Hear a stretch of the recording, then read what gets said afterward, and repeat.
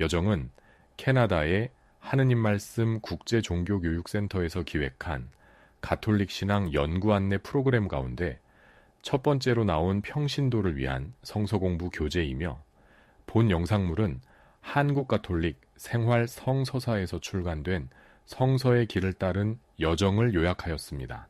이 교재는 교회에서 보편적으로 받아들여지는 연구 결과에 바탕을 둔 표준적인 이론들과 주석을 채택하였습니다.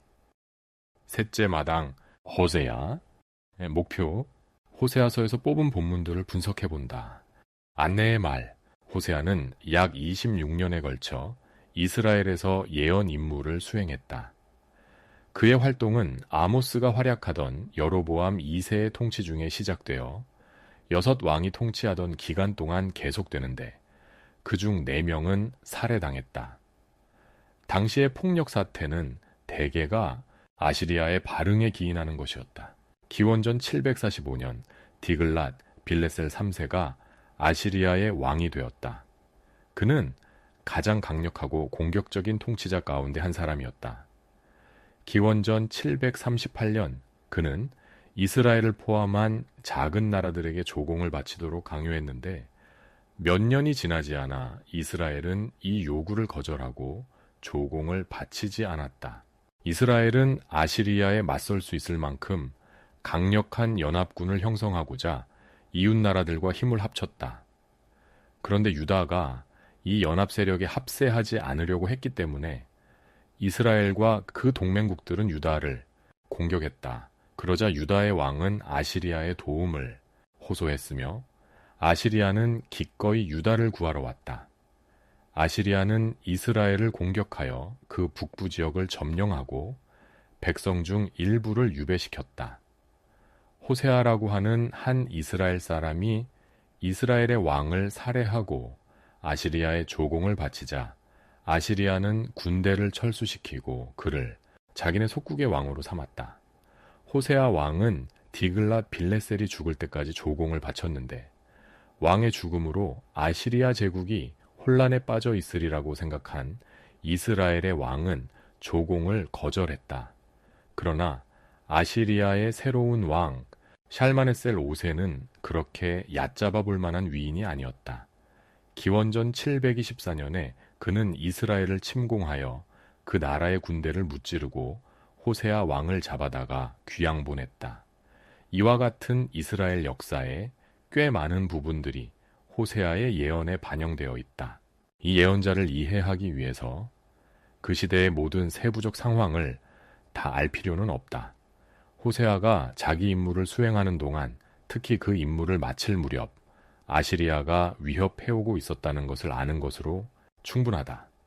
아시리아는 호세아가 살아있는 동안 2차례에 걸쳐 이스라엘을 침공했다. 아시리아의 2차례 침공으로 이스라엘 안에서는 파벌이 형성되었는데, 친 아시리아파와 친 에집트파가 그것이었다. 이들 두 세력은 서로 싸우면서 11년 동안에 4명의 왕을 살해하였다. 계약. 호세아는 엘리야의 활동을 계승하고 있는데, 이들은 똑같이 참된 예배에 대한 관심과 신앙의 순수성에 대한 예민한 감각을 보여준다. 호세아와 아모스는 같은 기간 동안의 예언 활동을 했고 똑같은 사건들을 목격하였지만, 상황을 해석하는 방식에 있어서는 두 예언자가 정확히 똑같았던 것은 아니다. 하느님께서 그들에게 주신 영감은 각 사람에게 있어 서로 다른 특성들을 통해 작용했다. 아모스의 경우 하느님께서는 가난한 사람들이 당하는 억압에 대한 감수성을 통해 활동하셨다. 아모스는 자신 안의 정의에 대한 하느님의 열정을 가지고 있었던 것이다. 한편 호세아에게 있어서는 사랑에 대한 감수성을 통해 하느님께서 활동하셨다. 호세아는 배반당한 사랑의 고통스런 체험 가운데서 하느님과 하느님의 뜻을 발견했던 것이다. 성서봉독 호세아 1장 2절에서 9절. 부에리의 아들 호세아에게 내린 야훼의 말씀. 유대서 우찌야와 요담과 아하즈와 히즈키야가 왕노릇하던 때요, 이스라엘에서 요아스의 아들 여로보암이 왕노릇하던 때였다. 야훼께서 호세아를 시켜 하신 말씀은 이렇게 시작되었다. 너는 바람기 있는 여자와 결혼하여 음란한 자식을 낳아라. 이 나라가 야훼를 저버리고 음란을 피우고 있구나. 호세아는 야훼께 이 말씀을 받고 디블라임의 딸 고멜을 아내로 맞았다. 고멜이 임신하여 아들을 낳자 야훼께서 호세아에게 이르셨다. 아기의 이름을 이즈르엘이라고 하여라. 나는 오레지아나 예후가 이즈르엘에서 죄 없는 사람들을 죽인 죄값을 예후 왕조에 갚아 이스라엘 나라를 멸망시키겠다. 그날이 오면 이즈르엘 평지에서 이스라엘의 활을 꺾어버리겠다. 고멜이 또 임신하여 딸을 낳자 야훼께서 호세아에게 이렇게 이르셨다. 이 아기의 이름을 로루하마라고 하여라. 내가 다시는 이스라엘 가문을 불쌍히 여겨 용서해주지 않을 것이다. 그러나 유다 가문은 불쌍히 여겨 구원해주리라. 활과 칼을 쓰거나 기마와 기병을 내세우는 일 없이 이 야훼가 손수 구원해주리라. 나는 그들의 하느님이다. 고멜이 로루하마를 젖대고 또 임신하여 아들을 낳자 야훼께서 이렇게 이르셨다. 이 아기의 이름을 로암미라고 하여라. 너희는 이미 내 백성이 아니요 나는 너희의 하느님이 아니다. 해설.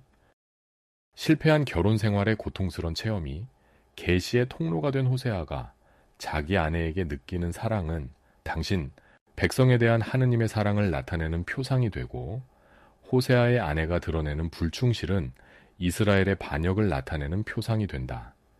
호세아의 고뇌는 당신의 배우자인 이스라엘의 배신에 대한 하느님의 고뇌와 같았다. 결혼할 적에 호세아는 고멜에게 당신은 나의 아내가 될 것입니다 라고 말하고, 고멜은 호세아에게 당신은 나의 남편이 될 것입니다 라고 말했다. 호세아의 결혼은 하느님과 당신 백성 사이에 맺은 계약을 의미하는 표상이었다. 계약을 체결할 때 하느님께서는 이스라엘 백성에게 너희는 나의 백성이 될 것이다 라고 말씀하셨고, 이스라엘은 당신은 우리의 하느님이십니다 라고 말했다. 그 계약의 역사는 호세아에게 있어서 결혼 생활의 역사, 즉 거듭 배신당하는 사랑의 역사와 같은 것이었다. 호세아는 고멜에게서 태어난 자녀들에게 상징적인 이름을 지어준다. 이즈르엘이라는 이름은 여로보암 2세의 왕조를 세운 예후가 자기의 모든 적들을 무자비하게 학살했던 장소를 상기시키며, 로루하마라는 이름은 하느님과 그분의 백성 사이에 존재했던 사랑이 죽어 없어졌음을 암시하고, 로암이라는 이름은 계약, 즉 결혼을 파기하는 이혼을 상징한다. 다음 영상물에서 계속 이어집니다. 구독 신청으로 함께 해주세요.